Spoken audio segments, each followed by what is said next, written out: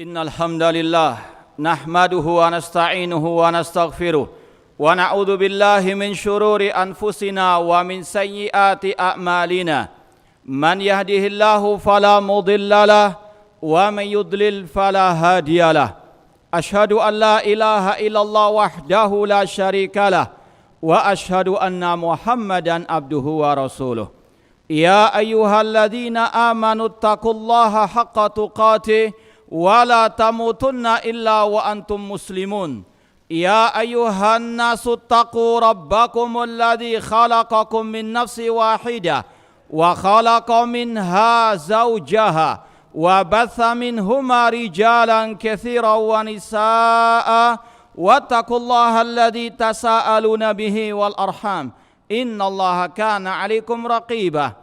Ya ayyuhalladzina amanu taqullaha wa qulu qawlan sadida yuslih lakum a'malakum wa yaghfir lakum dhunubakum wa man yuti'illaha wa rasulahu faqad faza fawzan 'azima. Amma ba'd, fa inna asaqal hadits kitabullah wa khairal hadi hadi Muhammadin sallallahu alaihi wasallam wa syarrul umuri muhdatsatuha wa kullu muhdatsatin bid'ah wa kullu bid'atin dhalalah wa kullu dhalalatin finnar. Ma'asal muslimin, hadirin khutbah Jumat rahimani wa rahimakumullah. Pertama-tama marilah kita senantiasa memanjatkan puji syukur kepada Allah Subhanahu wa taala yang dengan limpah nikmat, hidayah serta pertolongannya kita masih bisa melangkahkan kaki kita ke tempat yang mulia ini dalam rangka beribadah kepada Allah, yaitu dengan mendengarkan khutbah Jumat dan salat Jumat berjamaah. Semoga Allah Subhanahu wa taala menerima semua amal ibadah kita. Kemudian tidak lupa kami menyampaikan wasiat untuk diri kami dan untuk antum sekalian agar senantiasa meningkatkan iman dan takwa kepada Allah Subhanahu wa taala. Takwa dalam artian anta'mala bi taatillah ala nurin minallah tarju thawaballah, yaitu engkau melaksanakan ketaatan kepada Allah di atas cahaya dalil dari Al-Quran maupun Sunnah Rasulullah SAW dalam rangka mengharapkan pahala dari Allah. Takwa dalam artian antatruka maksiatallah ala nurin minallah takhafu iqaballah, yaitu engkau meninggalkan maksiat kepada Allah di atas cahaya dari Allah dalam rangka takut azab Allah. Ma'asal muslimin, hadirin khutbah Jumat rahimani wa rahimakumullah. Pada kesempatan khutbah Jumat yang berbahagia ini, tidak ada yang bisa kami sampaikan melainkan sekedar melaksanakan firman Allah, wa dzakir fa inna dzikra tanfa'ul mu'minin. Berilah peringatan karena peringatan itu bermanfaat bagi orang-orang yang beriman. Dan senantiasa insyaallah kita akan mengingatkan terus kaum muslimin tentang suatu akidah yang senantiasa ada dalam kitab-kitab para ulama salaf terdahulu. Sebuah akidah yang wajib bagi setiap muslim untuk memahaminya, meyakininya, dan berpegang teguh dengannya sampai akhir hayatnya nanti. Itulah akidah Ahlussunnah terhadap pemimpin kaum muslimin. Ini adalah akidah yang terutama di zaman yang penuh fitnah ini selayaknya terus disampaikan oleh para da'i, karena ini menyangkut kemaslahatan umat terutama kaum muslimin. Ma'asal muslimin rahimani wa rahimakumullah. Apa sikap seorang muslim terhadap pemimpin yang muslim? Yang pertama, setelah dia terpilih maka wajib untuk dia dibaiat. Apa itu baiat? Yaitu al-ahdu ala ta'ah, wajib meyakini akan kepemimpinannya dan wajib untuk dia ditaati dalam hal yang ma'ruf. Rasul bersabda dalam Sahih Bukhari dan Muslim, man mata wa laisa fi unuqihi bai'ah mata mitatan jahiliyah. Barang siapa yang mati dalam keadaan tidak berbaiat kepada pemimpin kaum muslimin, maka dia mati dalam keadaan jahiliyah. Ini adalah baiat yang hanya khusus untuk pemimpin kaum muslimin, bukan pemimpin kelompok-kelompok, namun pemimpin yang menguasai wilayah negara kaum muslimin. Wajib bagi setiap muslim membaiatnya. Kemudian yang kedua, sikap seorang muslim yaitu menghormati, memuliakan pemimpin tersebut sesuai dengan kedudukannya.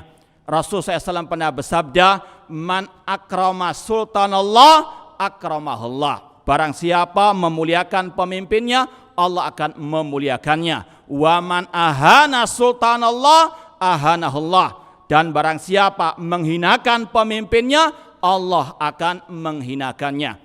Ada sebuah kisah seorang sahabat Rasul yang bernama Abu Bakrah radhiyallahu anhu. Ketika beliau duduk di majelisnya seorang khalifah pada waktu itu, tiba-tiba ada seorang yang mencela, yang mencaci maki pemimpinnya pada waktu itu. Langsung seorang sahabat Rasul mengatakan, "Uskut, diam engkau. Fa inni sami'tu Rasul sallallahu alaihi wasallam yaqul, man ahana sultanallah ahanahullah." Karena aku mendengar Rasul bersabda, barang siapa menghinakan pemimpinnya, Allah akan menghinakannya. Seorang ulama salaf yang bernama Abdullah At-Tasturi rahimahullah mengatakan, la yazalun nasu bi khairin ma'adzamu as-sultana wal ulama. Senantiasa manusia dalam kebaikan selama mereka menghormati para pemimpin mereka dan para ulama mereka. Kemudian yang ketiga, ma'asal muslimin, sikap seorang muslim terhadap pemimpinnya yang muslim, yaitu mendengar dan taat dalam hal yang ma'ruf. Bagaimanapun keadaan pemimpin tersebut, selama dia masih muslim, entah dia tidak berhukum dengan hukum Allah, atau dia berbuat kezaliman, berbuat kefasikan, selama statusnya masih muslim, kewajiban rakyat mendengar dan taat kepadanya dalam hal yang tidak bermaksiat kepada Allah. Dalilnya sangat amat banyak sekali. Di antaranya firman Allah, ya ayyuhalladzina amanu ati Allah wa ati Rasul wa ulil amri minkum. Wahai orang-orang yang beriman, taatilah Allah, taatilah Rasul dan pemimpin di antara kalian. Rasul SAW bersabda dalam Sahih Muslim, alal mar'il muslim as-sam'u wa ta'ah fi ma ahabba wa kariha illa an yu'mara bi maksiatin fa in umira bi maksiatin fala sam'a wala ta'ah. Wajib bagi setiap muslim mendengar dan taat kepada pemimpin kaum muslimin dalam hal yang dia sukai atau yang tidak dia sukai. Kecuali kalau dia diperintah untuk berbuat maksiat, maka tidak ada ketaatan dalam hal yang maksiat tersebut. Kemudian kalau ada yang bertanya, itu kan bagi pemimpin yang dulu, para khulafa, itu kan bagi pemimpin yang berhukum dengan hukum Allah, itu kan bagi pemimpin yang saleh. Kita katakan tidak, selama dia masih muslim, kewajiban mendengar dan taat dalam hal yang ma'ruf tetap wajib diyakini dan wajib dijalankan. Apa dalilnya?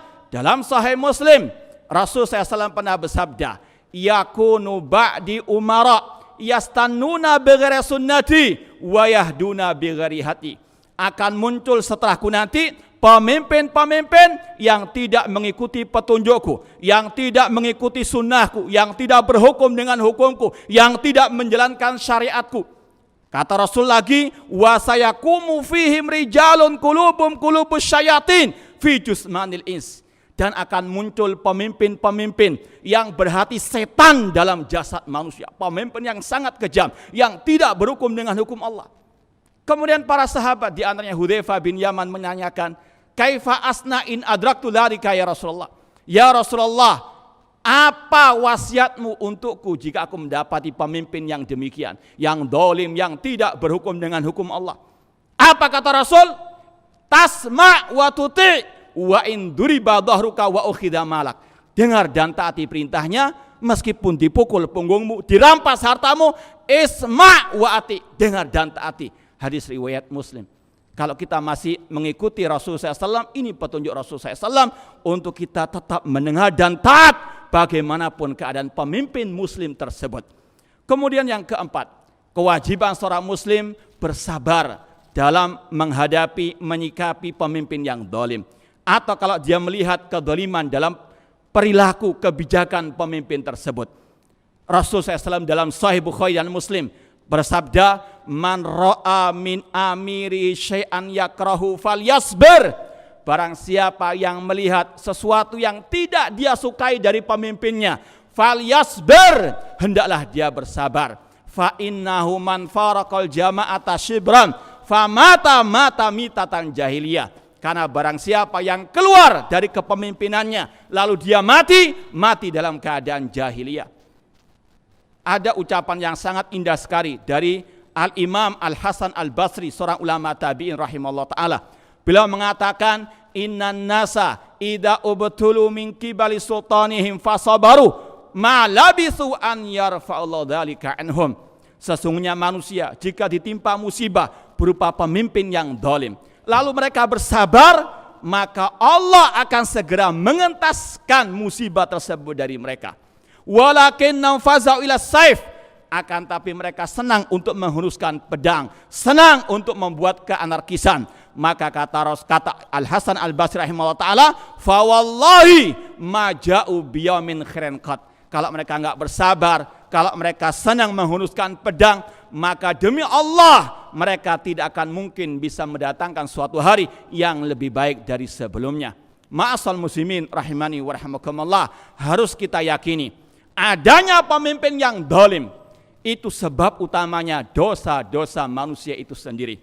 Ma'asabakum min musibatin fabima kasabat aidikum wa ya'fu an katsir. Tidaklah musibah menimpa diri kalian karena sebab dosa-dosa kalian. Adanya pemimpin yang zalim karena banyak rakyat yang juga berbuat zalim. Makanya Allah berfirman, wa kadzalika nuwalli ba'dadh-dhalimin ba'dhan bima kanu yaksibun. Demikianlah kami kuasakan orang zalim atas orang zalim yang lainnya karena perbuatan dosa-dosa mereka, karena perbuatan zalim mereka. Maka dalam Islam, solusi mengentaskan pemimpin yang zalim bukan dari atas namun dari bawah.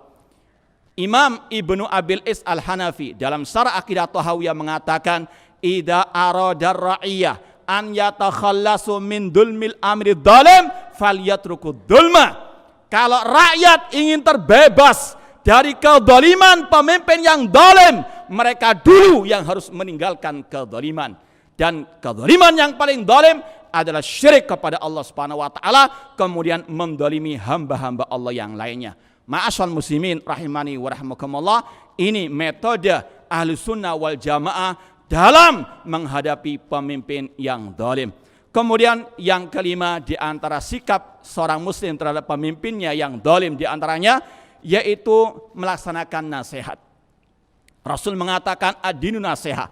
Agama adalah nasihat. Di antaranya li'a'immatil muslimin, untuk pemimpin kaum muslimin.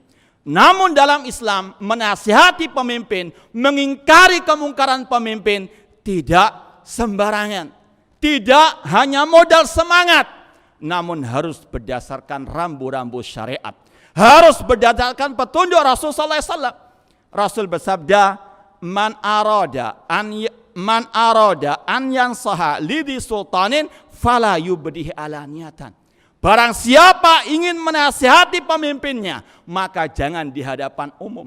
Walakin liyakhud biyadih, ambil tangannya, fayakhluwa bi, berduaan dengannya. Fa in qabila fadak, jika diterima nasihat itu, maka itu yang diharapkan. Wa illa qad kana alladhi adda alaih. Namun jika tidak, maka telah gugur kewajiban.